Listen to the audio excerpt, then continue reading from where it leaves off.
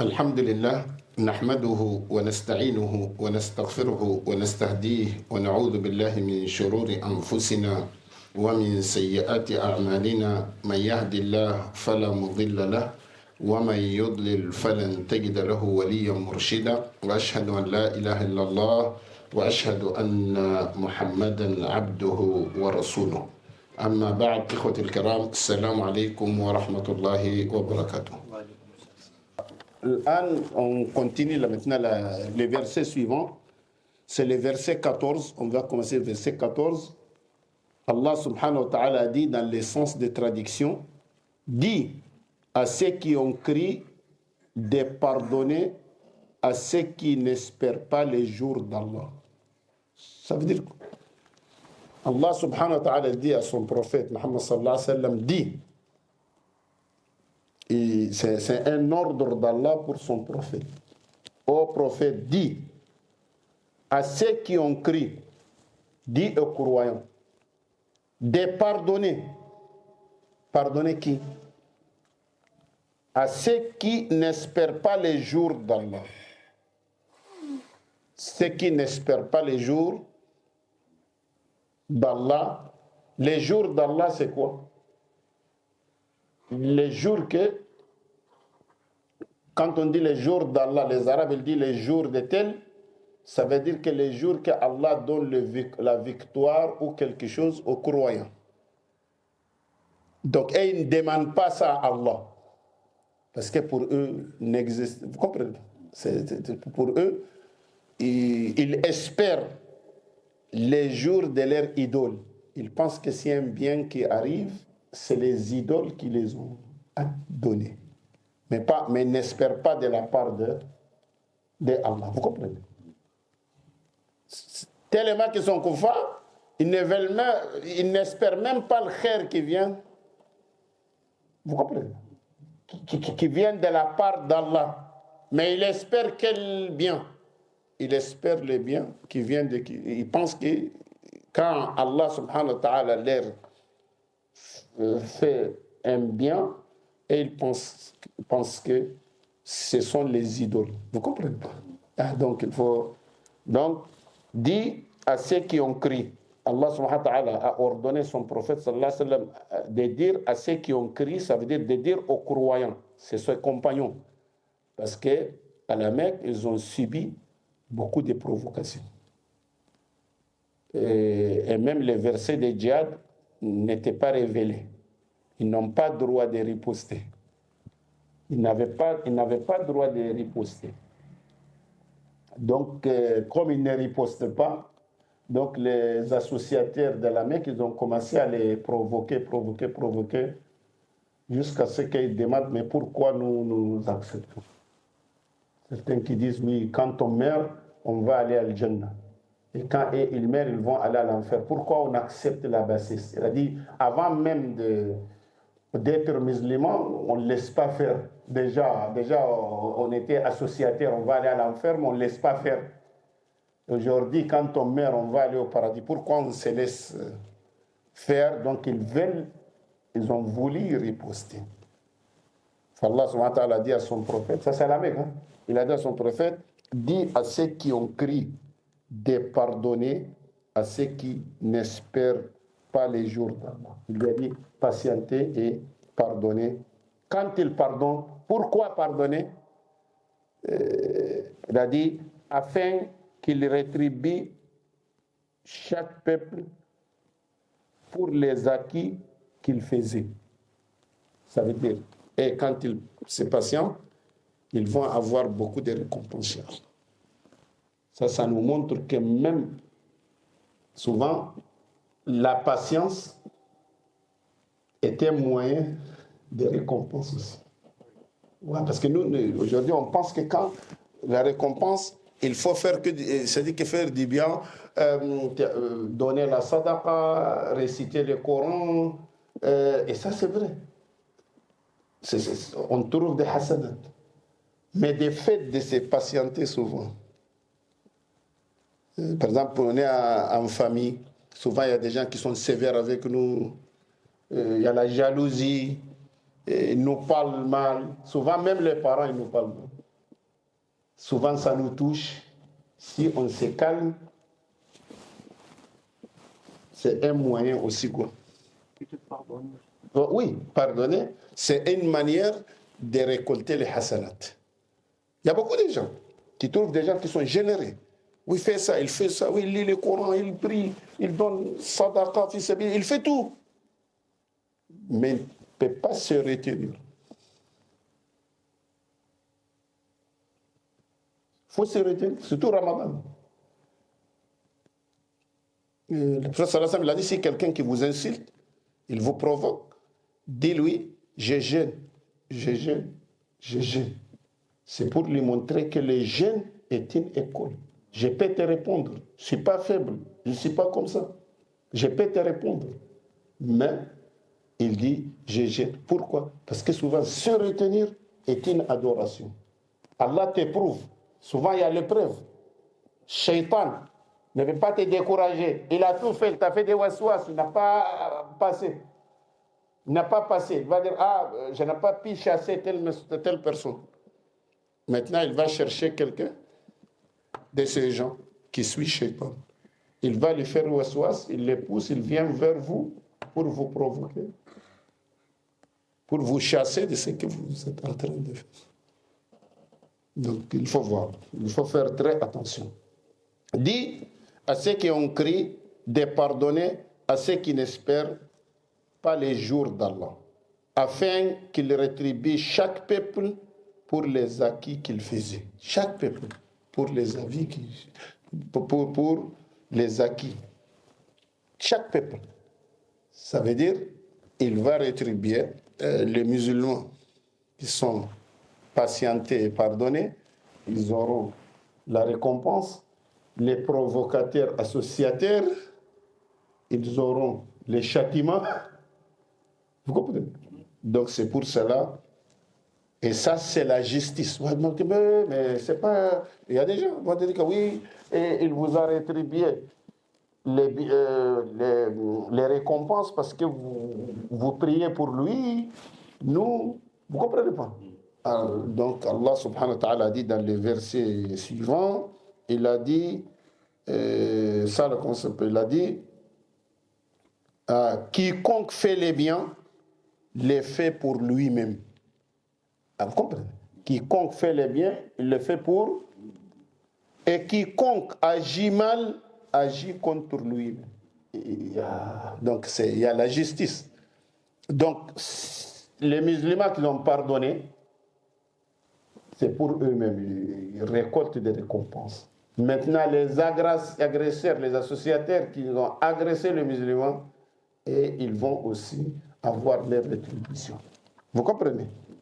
Puis, vous serez ramenés vers votre Seigneur. Il n'a pas dit que vous retournez. Il a dit vous serez ramenés. Si vous voulez, vous retournez. Si vous ne voulez pas, vous retournez. Vous serez ramenés. Même celui qui ne veut pas, ils vont te faire ramener. Tu vas partir. Ouais, celui qui est injuste aujourd'hui, dit je fais ce que je veux. Si tu ne veux pas rendre compte, empêche la mort. Tant que tu n'as pas empêché la mort, tu retournes, tu vas payer. Tu vas rendre compte. Donc, puis vous serez ramenés vers votre Seigneur. Nous avons effectivement apporté, vous comprenez ceci, votre Seigneur. Donc on a compris quoi du verset passé? On a compris que voilà des musulmans qui sont calmes, tranquilles, ils appellent pour Allah, ils ne provoquent personne, et ils ne ripostent pas. Vous comprenez? Ça va les versets déjà. Ils ne ripostent pas, même si on les attaque. Ils doivent être calmes et pardonner, et doivent pardonner et patienter. Donc on voit cette situation.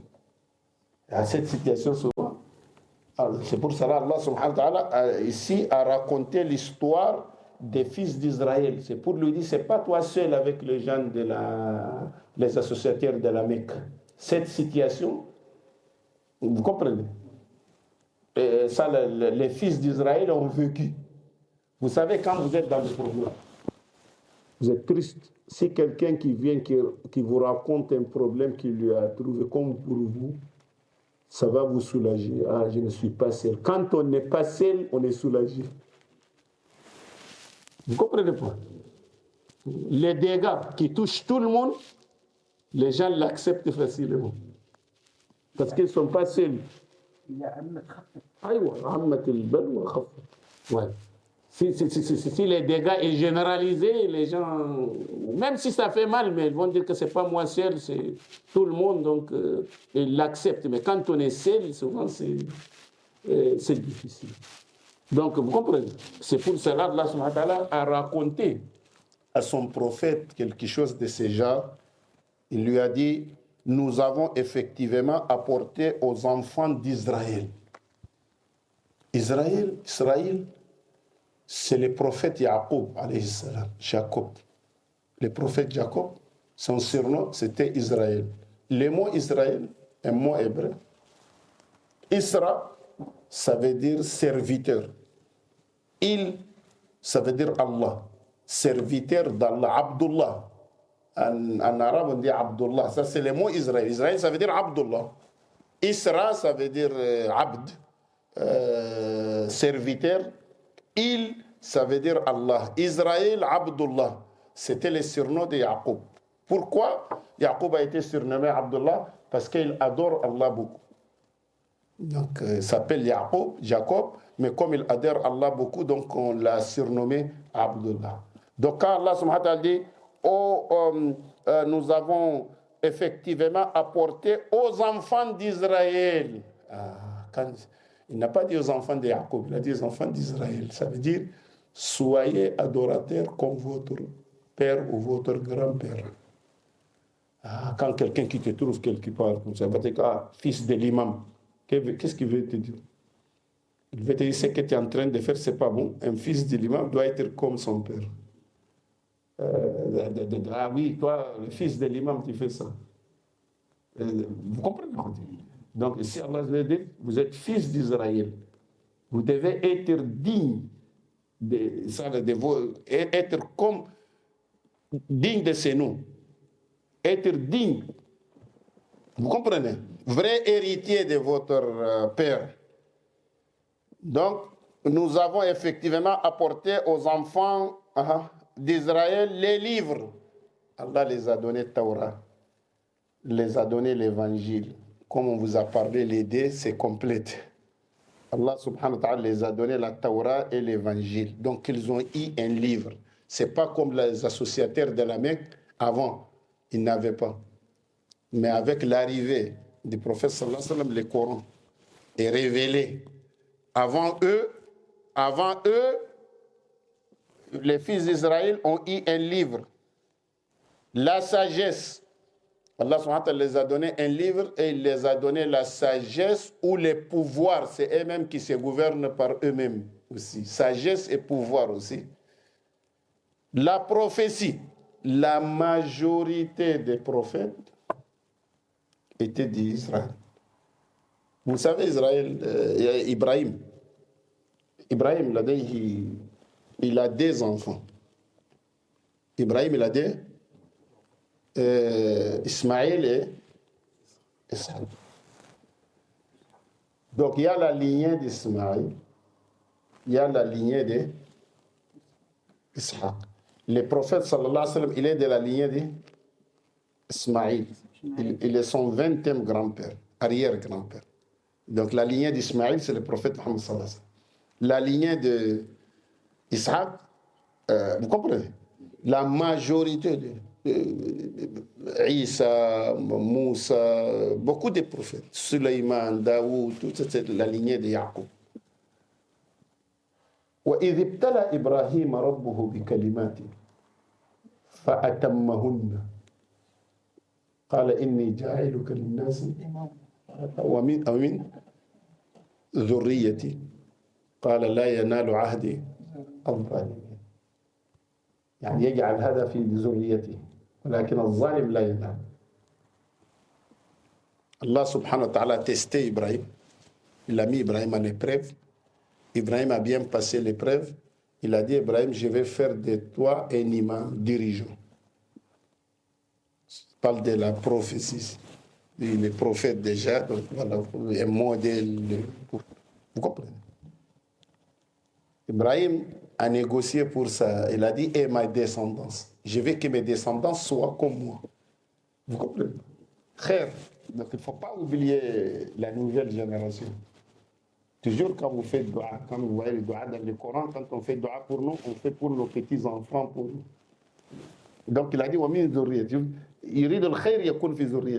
il a voulu que les biens soient pour sa descendance. Allah lui a dit, d'accord, ça sera sur ta descendance, mais je ne donnerai... L'injuste n'a pas inclus. Tant que ta descendance est sur le bon chemin, c'est sur ta descendance. Mais s'il il dévie les chemins, ils ne seront pas. Vous comprenez? Donc, la prophétie, c'était dans les descendances d'Ibrahim. Mais c'était le côté d'Ishaq. Ishaq, il a eu un enfant, Yacoub. C'est Yacoub là qui est Israël. Il est prophète. Et lui, il est le père de Youssef, alayhi salam. Youssef était un prophète. Après, il y a eu des descendances. Il y a eu Moussa, Haroun, prophète. Vous comprenez? Et tous les prophètes que vous connaissez, même Isa, Daoud, Sulayman, Zilkifl, ça vient d'Ibrahim. Mais c'est la lignée d'Ishaq qui a pris beaucoup. Pas la lignée d'Ismaël. Mais lorsque la lignée d'Ishaq a dévié, Allah dit, vous comprenez pas? C'était une condition, Ibrahim. Tant qu'ils sont sur le droit chemin, oui. Maintenant, lorsqu'ils ont laissé les chemins, Allah les a laissés. Et il est revenu vers la lignée d'Ismaïl. C'est toujours Ibrahim, mais ces gens-là, ils ont dévié les chemins. Donc, je viens de l'autre côté. Il a donné à Mohammed. Est-ce que c'est clair? Il a donné à Mohammed. C'est toujours dans les descendants d'Ibrahim. Même lui, Ibrahim, c'est son arrière-grand-père. Ibrahim, c'est son arrière-grand-père. Donc, voilà, la lignée a continué comme ça. Donc, les livres, la sagesse, Allah subhanahu wa ta'ala les a donnés, la prophétie, il a dit, et leur avons attribué des bonnes choses et les préférant aux autres humains. À leur époque, les fils d'Israël étaient les meilleurs sur la terre. Allah a fait d'eux le meilleur. Pourquoi? Parce qu'il y avait des prophètes, ils étaient beaucoup de croyants, vous ne comprenez pas? Donc, ils étaient les meilleurs qui existent sur la terre. Aujourd'hui, il y a certains gens, les livres religieux, ils vont vous dire, voilà, même votre Coran a dit qu'Allah a fait de nous les meilleurs dans le monde entier. Donc, si votre Coran même a dit, nous sommes les meilleurs du monde entier, pourquoi vous nous critiquez? Vous comprenez? Est-ce que c'est clair? On va dire, c'est le meilleur à leur époque, pas aujourd'hui. C'est le meilleur de leur époque. Ils étaient meilleurs dans leur époque, mais pas meilleurs d'aujourd'hui. Meilleur d'aujourd'hui, c'est la communauté de Muhammad sallallahu alayhi wa sallam. Pourquoi? Parce que Allah subhanahu wa ta'ala a dit dans Surat 3, verset 110, Al-Imran, vous êtes la meilleure communauté qu'on ait fait surgir pour les hommes. Allah subhanahu wa ta'ala. Meilleure communauté. Vous êtes la meilleure communauté qu'on ait fait surgir pour les hommes. Donc on est le meilleur. Et le prophète sallallahu alayhi wa sallam a dit dans un hadith rapporté par Ahmad, At-Tirmidhi, Ibn Majah, Al-Hakim, le hadith est jugé bon par Tirmidhi. Il a dit à nous, il parle de notre communauté, il a dit vous complétez 70 communautés. Ça veut dire depuis Adam jusqu'à nos jours, avant nous, il y avait 69 communautés. Il y avait combien? Ouais, il y avait 69 communautés. Le prophète sallallahu alayhi wa sallam nous a dit vous complétez 70 communautés. Nous sommes les 70e et les derniers. Donc en totalité, il y a 70 communautés. 69 avant, et nous complétons les 70. Il a dit vous complétez 70 communautés et vous êtes la meilleure des communautés et la plus noble auprès d'Allah. Ça, c'est un hadith. Et la plus noble auprès d'Allah. C'est pour cela que je dis qu'ils étaient préférés avant, mais pas aujourd'hui. Voilà, parce qu'il y a le Coran qui a dit vous êtes la meilleure communauté qu'on a fait surgir pour les hommes. Et ici, le professeur Sallam dit vous complétez 70 communautés et vous êtes la meilleure des communautés et la plus noble auprès qui? Auprès d'Allah subhanahu wa ta'ala. Donc Allah subhanahu wa ta'ala les a tout donné. Il les a donné les livres, la sagesse, la prophétie, et leur avons attribué des bonnes choses et les préférant aux autres humains, Ouais, c'est pour cela qu'ils ont dit entre parenthèses ici contemporains, les gens qui étaient à leur époque là. C'est donc des gens contemporains à leur époque, et nous leur avons apporté des preuves évidentes. Ça veut dire Allah subhanahu wa ta'ala les a donné la preuve, vous comprenez pas, évidente. Donc c'est pas des gens qui sont égarés. C'est des gens qui connaissent la vérité. Ils ont un livre, il y a la prophétie, il y a le livre, il y a la sagesse, il y a tout. Donc ce n'est pas des gens ignorants. Donc malgré tout cela, de l'ordre, ils ne divergèrent qu'après que la science leur fut venue. Leur divergence était après la science. Ils ont appris, tellement appris, ils ont bien compris. Tout était clair et c'est de là qu'ils sont divergés. Voilà, ça c'est bien. Parce que d'habitude, quand on apprend, tout devient clair, il n'y aura pas de divergence. Oh, les gens, quand ils lisent, je me dis, peut-être c'est manque de compréhension, peut-être ils n'ont pas compris, peut-être il y a mal. Oui. Mais bien, voilà, tout est clair, voilà, et on se dit. Ça, c'est un problème, c'est dur.